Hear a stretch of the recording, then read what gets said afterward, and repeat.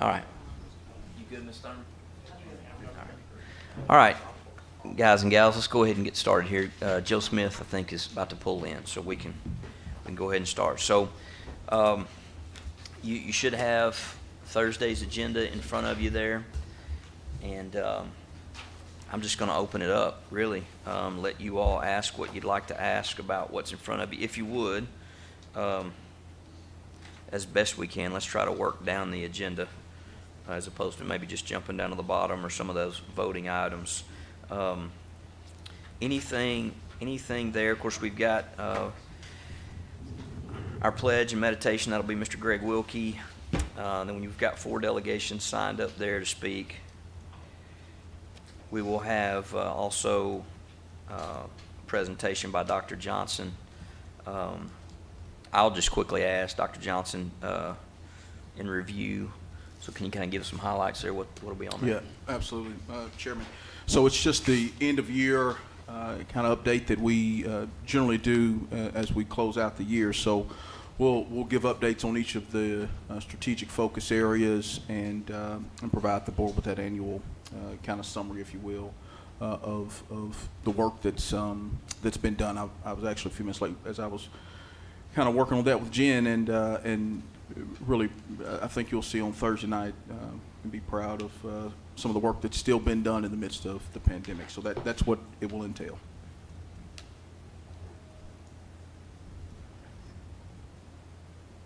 All right, let's move on down to the consent agenda. Any items there you all take a look at? Mrs. Hill. It's under, I believe, bids and contracts 1B, the school psychologist contract. It's just sort of unusual that it's an individual and not a company, so I just wondered what was the bid process? How did we select this individual? 1B, is that what you said? Yeah. Okay. So I would have to get the specifics from Mitzi about how they narrowed down this specific person, but I did speak with her about this. Every so often you have a child with very, very unique concerns. Mm-hmm. We are educational practitioners, and we need to consult with someone who has that unique expertise to help us craft an educational plan for a child. So they try to work within the scope of the supports that are necessary to make the best decision on behalf of a child. But as far as narrowing down the bid process, I'll get more details for you. Okay, yeah, that would be helpful. Because it's just an individual, it's not a company as best I could tell. And I don't remember seeing any like this, Caritza, where we've had just a contract with a person.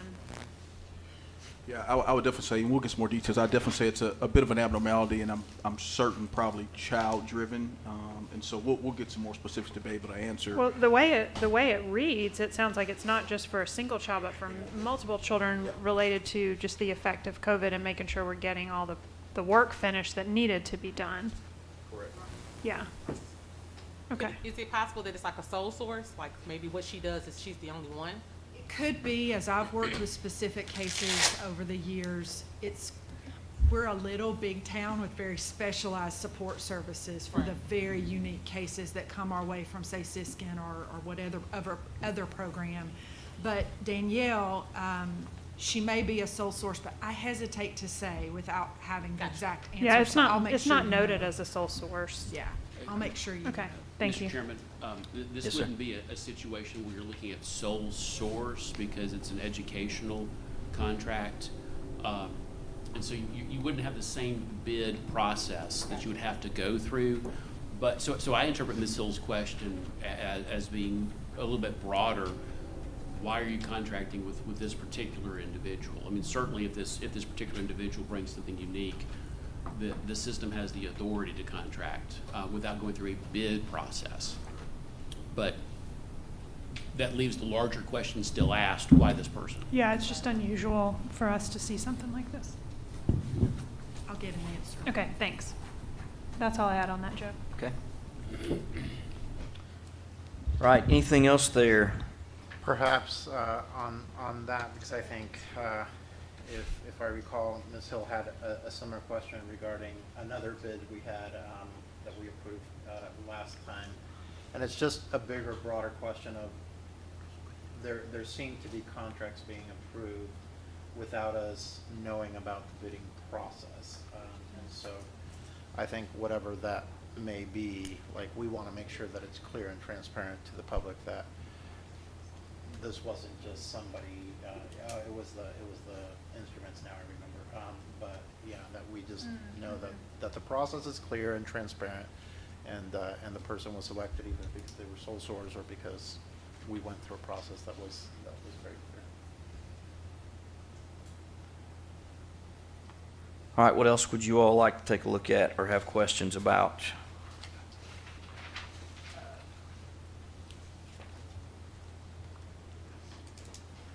Go ahead, Miss. Comment on the consent agenda? Yes, ma'am. Okay.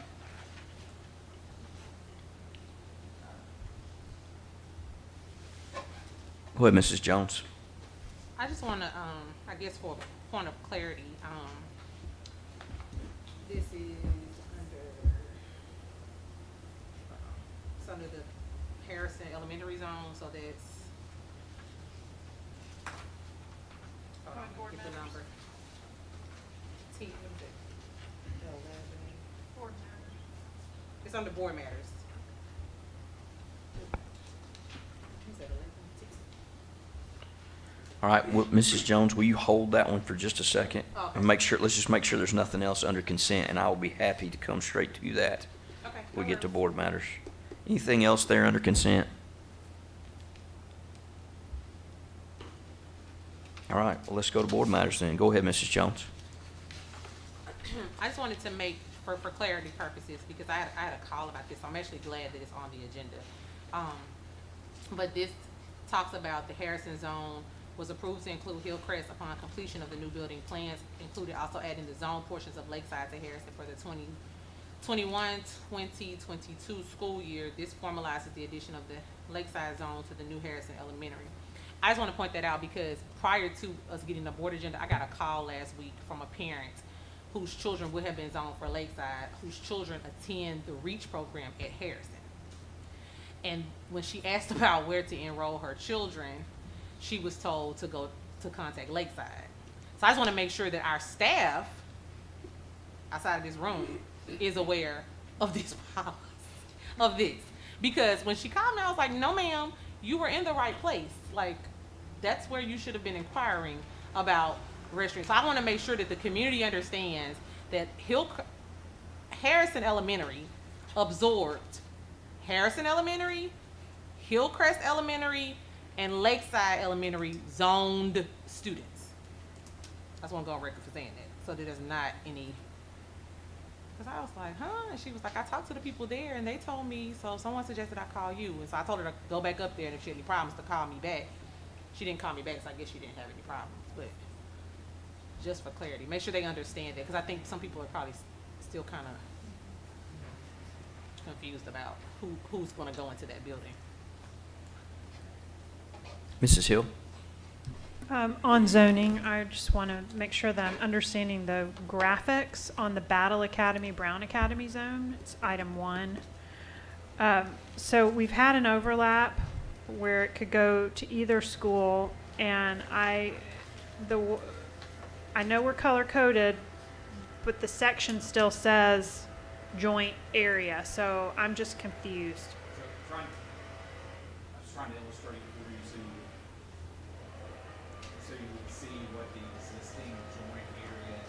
Uh-huh. So if you look at it, it's outlined as you're saying, and then the color coded is The color to show what's going to battle. Okay.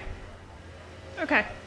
Just a point of clarity, this has been kind of a gentleman's agreement all along, but it's caused mass confusion. Mm-hmm. And if you look at the last item that I included there also, it shows you a breakdown of students.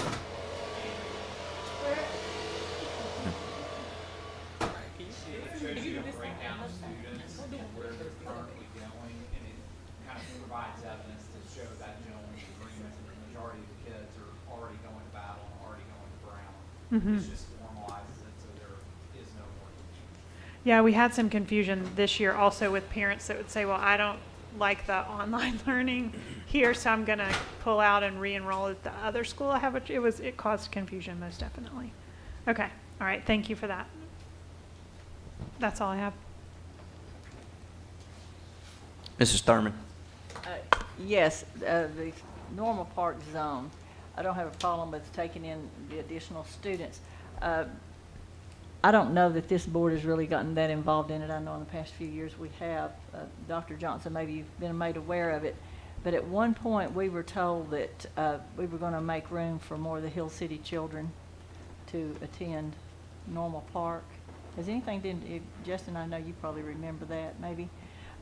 We promised them that we're going to do that because all of them were zoned out of their school. And we were told that we would revisit that and give them the opportunity there. Has anything ever been done about that? That's been years and years ago.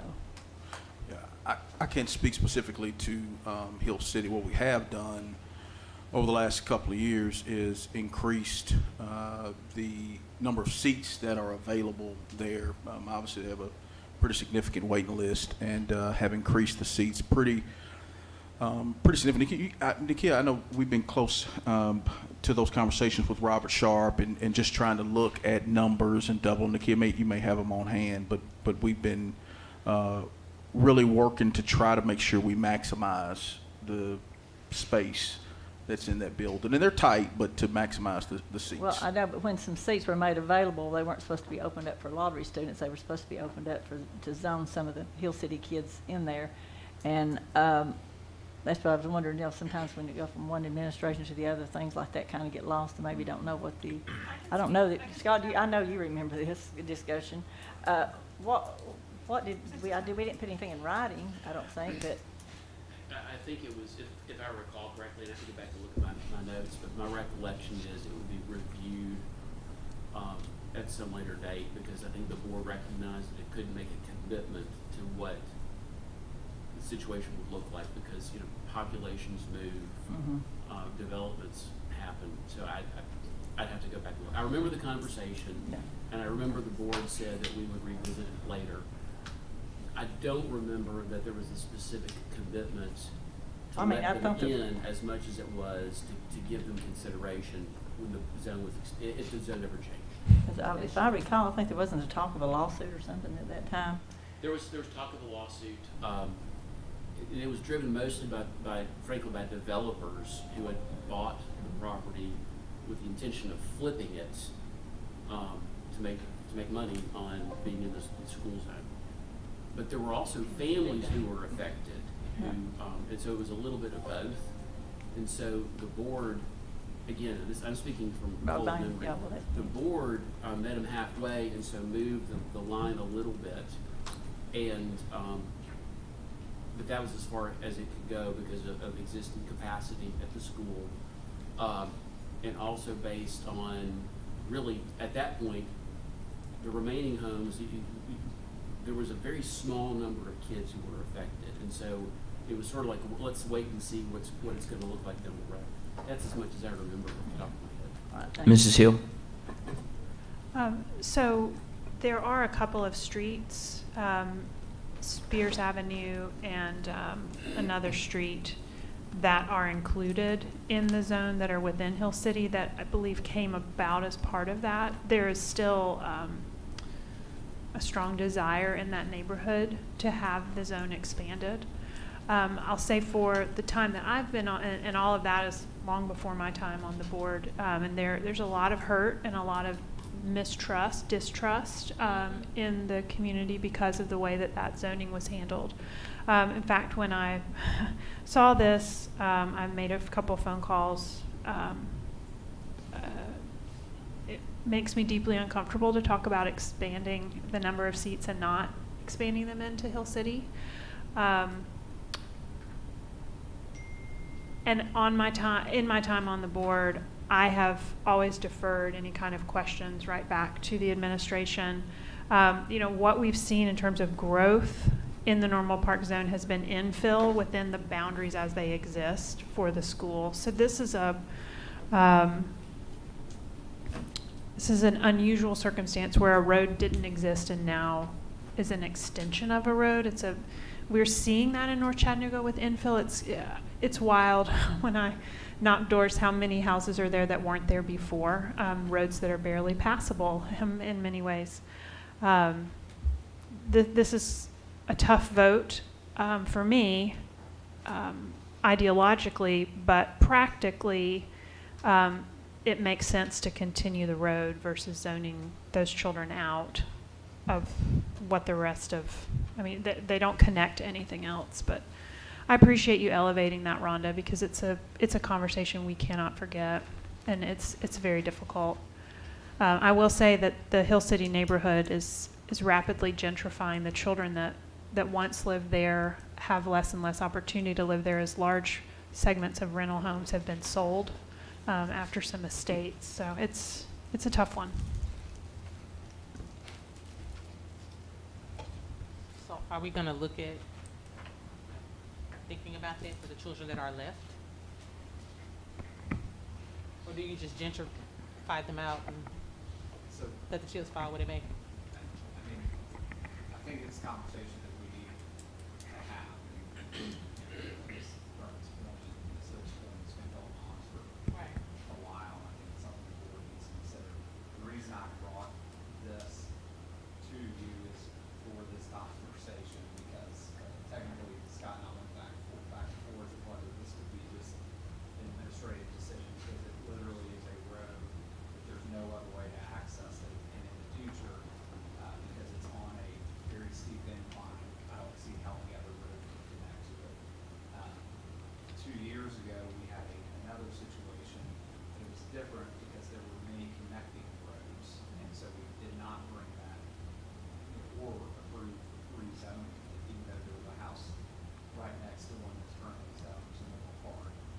To me, the delicacy of this conversation is why it's being brought to you, and why I tried to put, GIS maps showing me where the road is, what specific lines it's for, and it's not a request to rezone the rest of this road. It's a very specific lines, and I did that intentionally so that if something happened in the future that I don't see how it could, if somebody figured out a way to connect it, we're not approving the extension of Maroney Road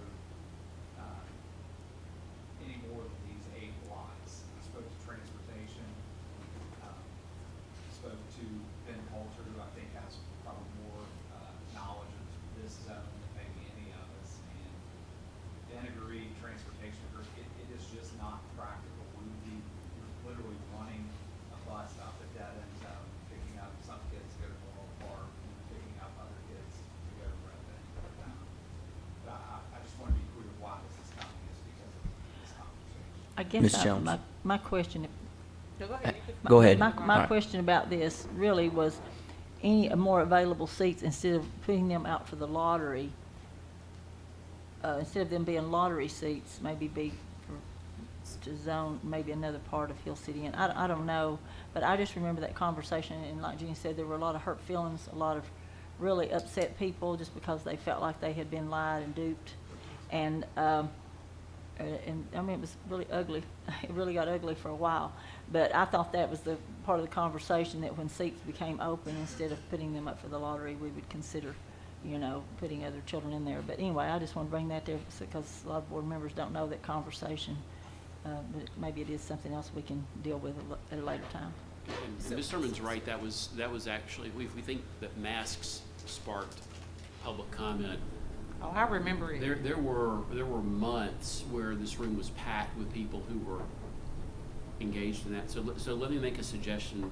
The item that's on the agenda is really operational, because it's, the question the board has is, do you want to run 2 buses up a narrow street to go to 2 separate schools? Oh, I don't have a problem with this. I'm just wondering if Sure.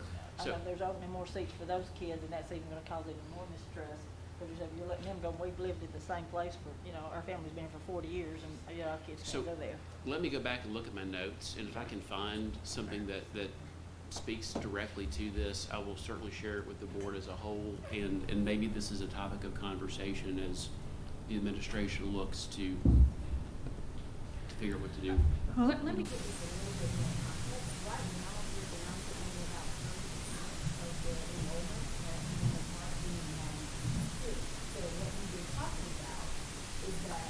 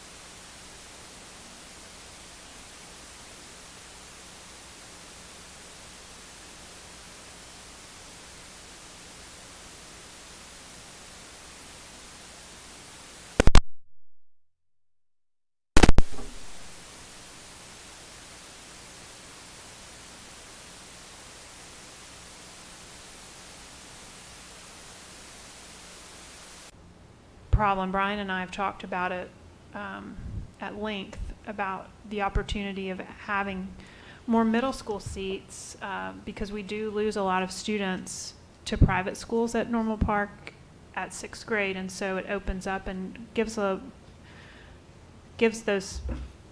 more open seats, I guess, for more folks. Happy to discuss it at length in a work session if you guys want to. It's a hard one. Can I add? Hang on one second. Mrs. Jones, go ahead. Sorry. Okay. All right. I didn't see the cup. My cup's right there too now. I've been tolerant now. But no, this is a subdivision that sits right up behind. It's like if you were coming up North Market, Normal Park sits right here. Is this where is this? It's, give me some. So if you, It's right behind City High School, so That's City. what I'm saying, so it's up here to the. to Yeah, the like you left-hand can't side. access it from North Market. You go, Moroni is like It's the new homes that were built right there, though, right? no, ma'am. Is that what I'm saying? That's well, the new there's new homes everywhere. There's So- it's the steep hill. There's been a great huge house on the hill, and now there's more great huge houses. I mean, one of them recently is appraised for homes? like This is before I get to City High School, right? To the left. Yes, Uh-huh, ma'am. but it's So not it is not Okay, let me off tell of. y'all where I'm at. I know where you're Okay, talking you know about. what It I'm- is not off of Dallas Road. No, it's You not have- off Dallas you have at to- all. You have to take a left prior. You're talking about the neighborhood that you runs take right a up the left hill. closer to Yeah. Hearst United Methodist. Yeah. You take That's a what I'm left. talking about. Okay, No. then we're on the Right, same. that's why I was gonna say, I knew where I was. I was trying to tell y'all where I was coming from. Cool. Okay. You're, I just want to be clear because I originally thought this was the neighborhood that was like literally right across the street from the ball field at Normal Park. This is Okay, the this one is, you're talking about, that the is chapter, not that one. It's further Yeah, you're correct, Caritza. northwest. right? Okay, so that was one question. And second to that, I would like to see us have a discussion just about what that may look like to make Normal Park a zone school and maybe open up the zone to that community. I will say this, whether there's 10 children still left in Hill City or not, the precedence that that situation sets for Hamilton County, period, just continues on, because I know in conversations that we had about CSLA and conversation, there's always the fear in my community to, the conversation about closing Brainerd and making it CSAS. I mean, there's always fear in our community that they're gonna come in, take a building that wasn't good for us, this is what I hear, and make it good for somebody else. And so I don't wanna be a part of that kind of work. I'm not a proponent of gentrification. I like urban renewal, but I'm not a proponent of gentrification. And so I think that we do have to, we can't sugarcoat it. We can't, I mean, it's changing. I mean, all of that, it's gentrification is what it is. And it's not economically diverse. And so we have to figure out how to do what is right for children. And if we can figure it out everywhere else, we can figure it out over there too. And so I think we probably need to look at what that looks like, and maybe we're exploring that. And I know everybody's not gonna be excited about that because Normal Park, is like the Taj Mahal of magnet schools, right? But at the same time, you have to do what is right for children. And we're trying to create that effect across the county. And so we have to look at what that looks like. And I think to make, I don't want to say make good on a promise, because a lot of us weren't here then, and it maybe it wasn't a promise, but we have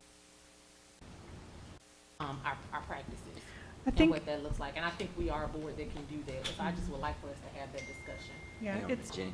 And maybe even with our other governing bodies to see what that could look like from some other areas, other decision makers, city councils, commission, what that looks like just in our neighborhoods in general. Mr. Perez, and then Ms. Hill. So the current Hill City are zoned for Red Bank, what we're discussing right now. Yes. Yeah, so I would be doing a disservice to my district if I don't encourage parents to look at Red Bank and what's happening over there, to look at Rivermont, what's happening over there. We have incredible growth and incredible success, and I understand there's history to this, and I understand the value of Normal Park, but we are growing our schools in all of our districts. So I actually literally got a text today saying, I just want to congratulate you guys for Red Bank Elementary School. It's such a great school. So our schools are excellent. That's all I wanted to say. Mrs. Hill. if we do choose as a board and as a system to look at the makeup of that school and the ripple effects, that if we decide to, as a board and as a system, to look at the makeup of the zone of that school and the ripple effects that it will have in that area, I think it's just worth noting that there are quite a lot of homes that are literally right across the street from the Normal Park schools that also are not zoned for Normal Park. And they will, when you have an award-winning program, everybody wants to be there. So you want to talk about the difficulty people had thinking about the MGT report. We're right back where we'd be right back in that emotional quagmire. And also, it has always frustrated me that the Normal Park zone very carefully cuts out apartment complexes that are within walking distance of the school. And they're not on the Hill City side of the hill, they're up the hill a little ways. So it's a Pandora's box if this board wants to open it.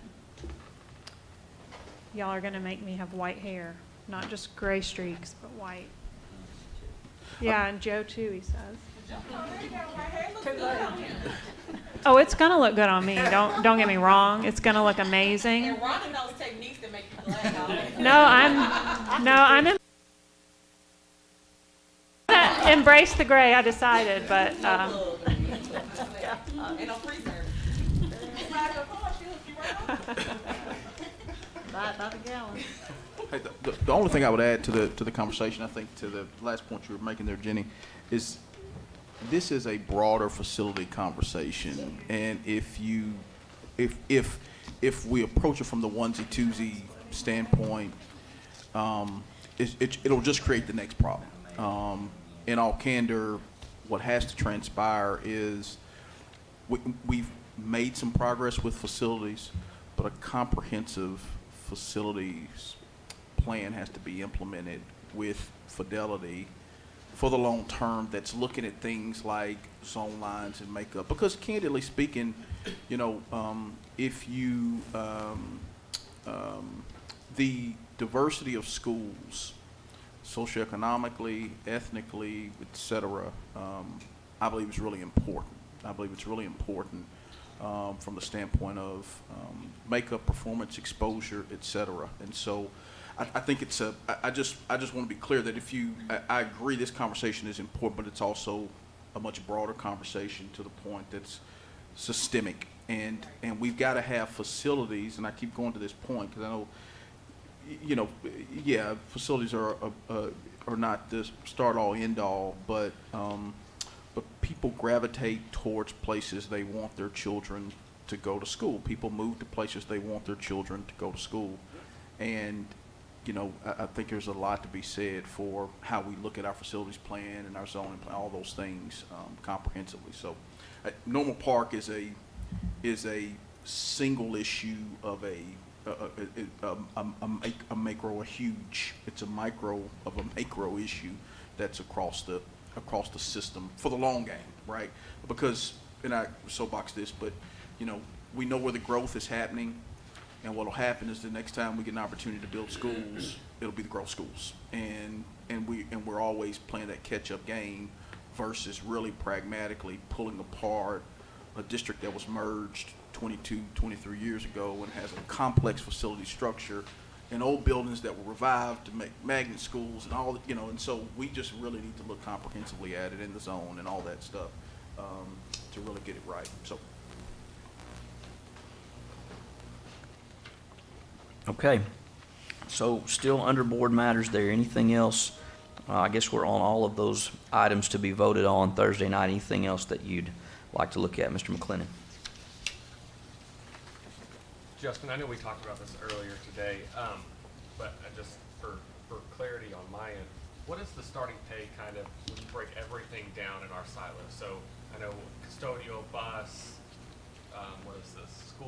School age, childcare, school nutrition, like classified, like what's kind of our starting pay across the border in each one of those? Because we've done so much in the last couple of years, I don't know, and that might be, Penny, that might be up your alley on that, but we've kind of went up and made some big changes. I just don't know where we stand with kind of everything now. So ultimately, we're working to get up to $15 an hour. This puts our cafeteria workers starting at 12 and then increases everyone from there.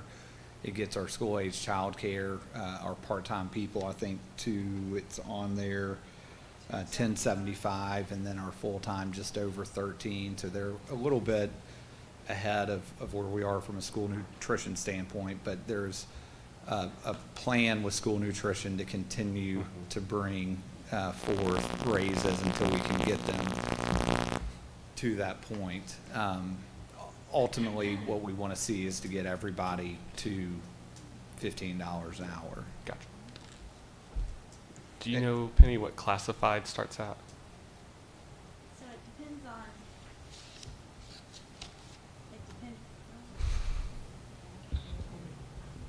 it depends on the position. Okay. And so we finally were able to move up educational assistants to 13, so that's, our school-based staff. But Justin's speaking to, school nutrition, where we haven't been able to move them, and they've been at around $10 and working really hard. And the same with school-age childcare. And I want to speak very transparently about this so you know our heart on this. I got an email about not a month ago, maybe about 3 weeks ago, from a school nutrition worker, and it hit me in the gut. What you said, when we do our budgets, obviously they're self-funded, so they kind of operate within their self-funded how they can, and they do as much as they can within what they've got, and that's how they set their budget.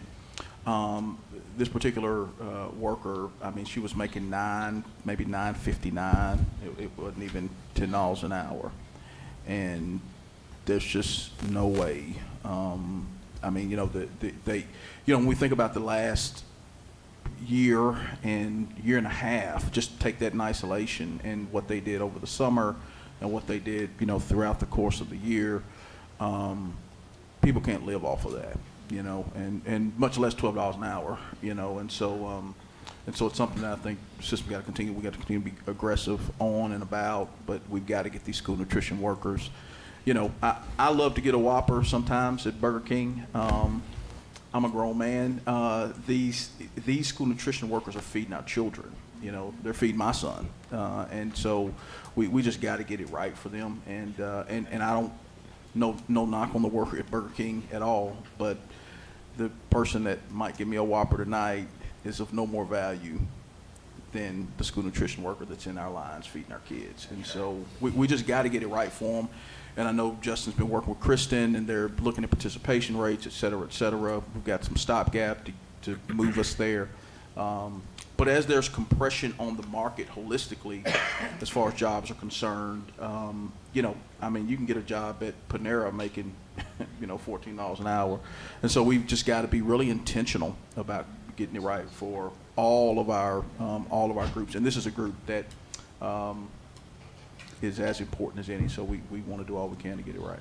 Mr. Smith? I don't know if we've ever had a conversation about this, Justin, but it would seem to me that, you know, we have a shortage sometimes of bus drivers. We have a shortage sometimes of nutrition workers.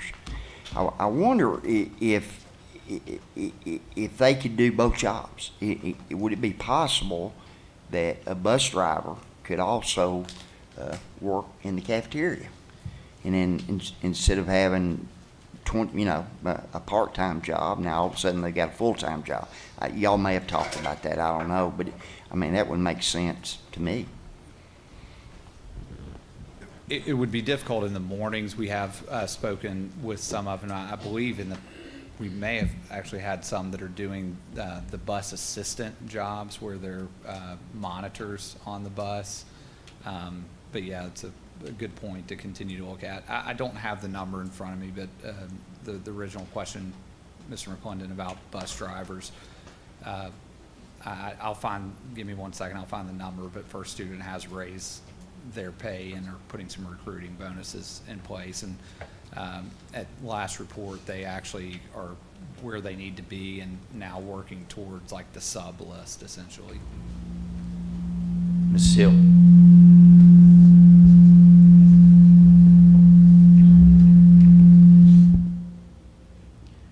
As I read it, the 1% pay increase for school-age childcare employees will be covered by the program because it's self-funded. Will parents see a change in cost? And no. Yes, no, you're shaking your head no. Not this year. Not this year. And so what we're trying to think about last year, when I say last year, 1920 was the first year in, I say recorded history, the first year that anybody could remember that SACC was in the red. Typically they're putting money back into the system. In 1920, they were significantly in the red. This year they were just barely in the black. But what our hope is that it'll kind of return to more participation, and that possibly around Christmas time we could see those trends back to 18-19 levels, and then possibly bring another request to either do a mid-year bonus or even another 1 or 2%. Okay, that's great to know. Wonderful. Okay, what else there under board matters? I do just want to flag this because I think it's something that's going to have to be conversation and to go forward. These two areas, although self-funded, are important, and it may eventually get to a point, in particular if there's compression on the market like there is, where we've got to have broader conversation about what do we do to subsidize, because they just are. It's going to continue to get tougher and tougher as you see, not just, you know, the wages increase across other professions. Go ahead, Mr. Perez. To add to that, you know, in the nonprofit world, I often say you can hire on passion, but you can't retain on passion. You know, people come on board because they really love their work, but then at one point they've got to pay bills, and that starts getting tough. And my biggest concern as we look forward is that not only we need to provide for them because that's the right thing to do, but we will lose really valuable people who have a passion for the work that they're doing because they just got to take care of their own expenses. And so this is a reality. I think the public has to, everybody who owns a restaurant or anything like that knows that it's getting difficult to hire. And we've got to just be ready to the fact that if not this year, and we even talked about it with teachers, you know, there's a compression of teachers nationwide. There's, you know, it's becoming a competitive market to hire people because they'd rather do something else and not deal with some of the difficulties that come along. So anyways, we just have to be aware of that. We want the best people who have a passion for the work that we do. So. All right, let's look there under item B. You've got teachers eligible for reinstatement of tenure. I know we've done this annually, but just so folks are clear on what that means, Mrs. Murray, will you again just tell us what we're looking at here?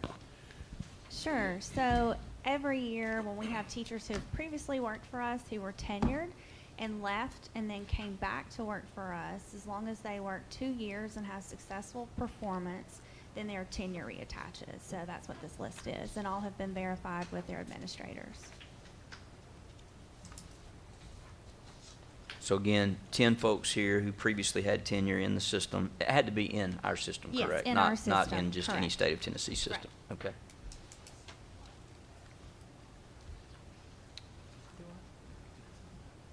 All right.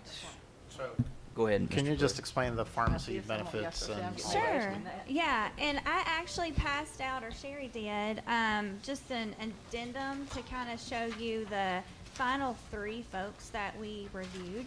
So just remember that we are working to increase utilization of our on-site pharmacies, and our goal is to ultimately get them to 70%. We're at 10%, and we want to continue to increase that to get it to 70.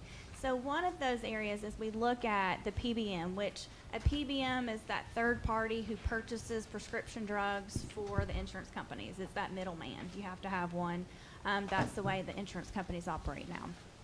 So in looking at those, we put out an RFP. We had 8 folks initially bid on it.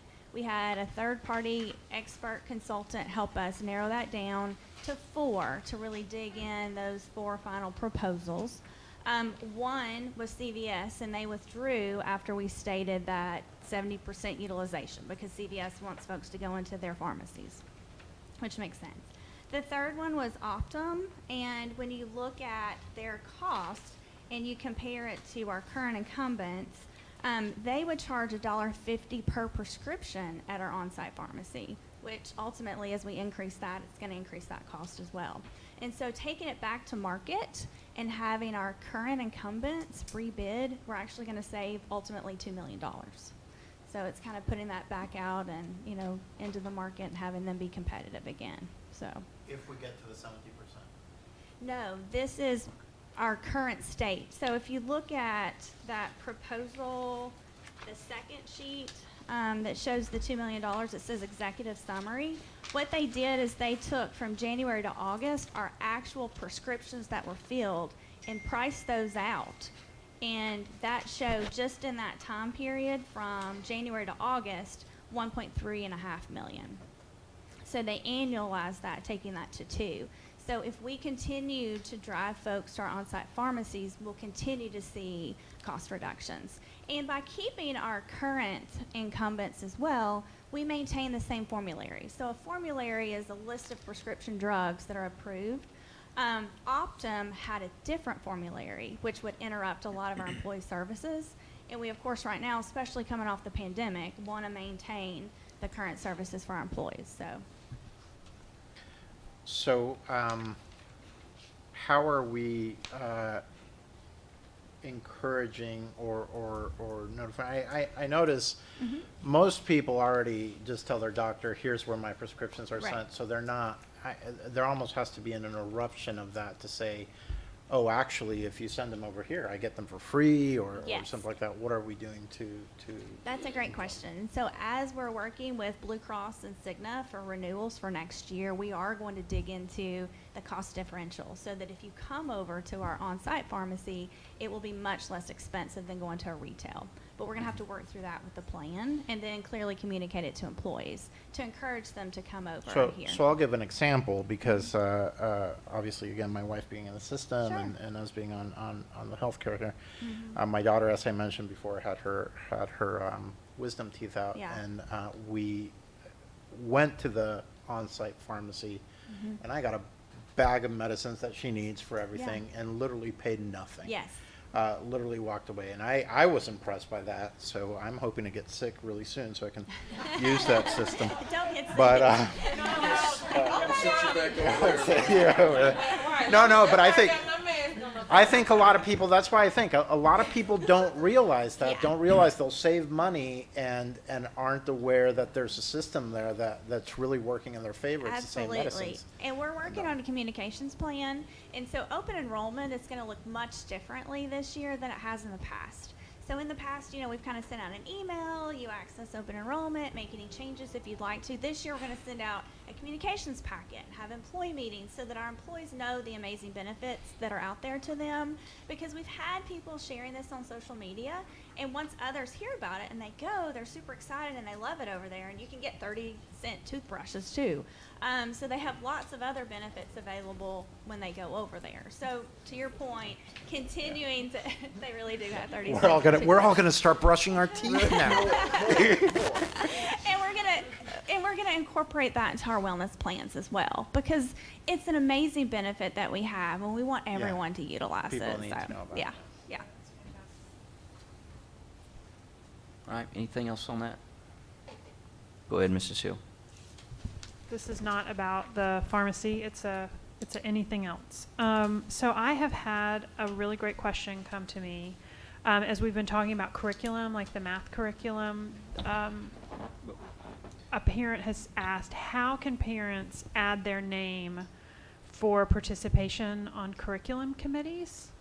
And Brian, as far as I know, we don't have a formal process for this, but I thought perhaps your team could look at maybe creating a form on the website where people could, volunteer and say, this is the school, this is the grade band, this is my interest, because not every parent wants to be involved in everything, but somebody might be interested in math and somebody might be interested in health and somebody in history, so that when the adoption time comes around or any sort of changes, we've already have a group of people who have expressed interest. Might that be possible, or is Yeah. there something already? I think absolutely. There's a much more robust process now than there has been. Neely's Right, yeah. let that work, but I think absolutely on the heels of all of the curriculum conversation that's transpiring, a proactive need to make sure that parents know that they can always engage. We want parents engaged in what students are going to be learning. It's advantageous for us when parents are engaged. And so, yes, absolutely. I don't know, Neela may have something to add, but I think that's a great. I mean, Well, just for awareness sake, the last adoption was our literacy adoption, and we included more teachers than we've ever included. So it elevated voice. We also made sure that we had adequate representation from every learning community. And our community superintendents have a great, you've attended many of those meetings, our Parent Advisory Council and our Teacher Advisory Council, which is made up of a great representation from every community.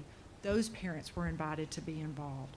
If we know about it, the other lovely thing is every teacher that's a representative on that committee, they're a host site for all of the adoption materials that have made it past our teacher-developed rubric. And so anyone can stop by any of those schools. It's public information. They can stop by those schools and preview any of the content that is open for selection during an open adoption season. That's So- true. That's great to know. I think it could be useful to allow parents to sort of self-select or let us know their interest, because the advisory councils, I think, often are, that's the parent you see around school, and so the principal says, hey, would you represent our school at this advisory council? And we all know not every parent can be there all the time, but that doesn't mean they're not interested in something specific, and we've probably got scientists, parents, and all kinds of things out there that would love to at least know that an opportunity is out there when the time comes. Now, they may find out, holy cow, that's what I have to do, and say, you know what, just let me know when I can look at the materials later. But I thought it was a great question and offers for a way for us to invite people to participate. Doesn't necessarily mean because you sign up that you're definitely on the committee, because we want to have a broad representation. But Yeah, I think to the point, we will do an even better job of the community engagement, communications components around curriculum development. Again, just because of some of the national conversation that's transpired, it's a necessity. It's going to be a necessity for all school systems across the country, and so I think it's absolutely a very strong thought and recommendation, and we'll look at how we can expand upon what we started last year. Mrs. Thurman, do you have something? Yes, there's nothing on that. Is everybody through with that topic? Someone to go to something else. Math. We're going to talk about math some more, right? I'll be glad to. I'll bring my file cabinets next time. Start all over again. No, this is about, I did have a few teachers reach out to me and just say that they would like to hear the board's thoughts about cameras in the classroom.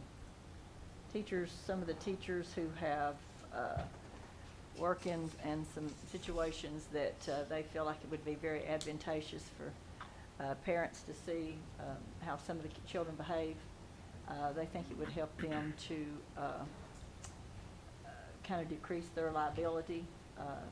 Sometimes because teachers don't feel like they get a fair shake, because a lot of parents get upset about maybe things that have gone on in the classroom. Not only that, but just for lots of reasons, I think it may also help with security. And it will also ease some of the parents' feelings about some of the things going on as well. I think there's just lots of things. I would just like to hear how the board feels about that at some point. Joe, I don't know, just the pros, the cons, may even help decrease the need for extra security in lots of different areas if we had more eyes on what's going on in some of the classrooms. But to like I say, teacher safety, student safety, just lots of different. I just like to just have a conversation about that.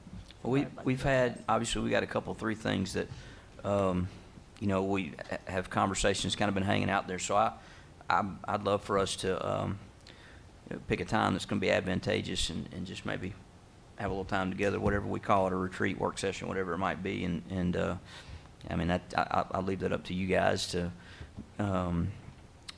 let me know what that looks like as far as a time.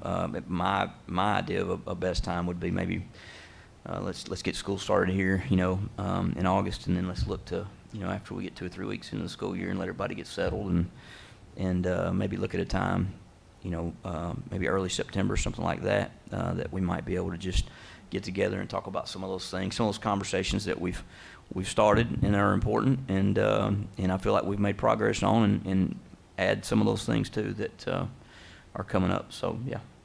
Thank you. All right. Anything else there from what you guys see on the agenda?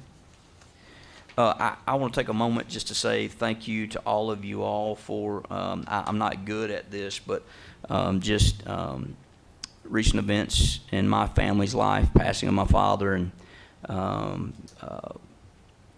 thank you guys for the kind words, the thoughts, the plants, all those acts of kindness. So thank you guys again. I don't do a good job of necessarily reciprocating that, but I want you to know I appreciate it.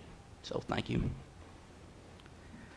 All right. Well, I guess we're adjourned, and we will see each other again Thursday.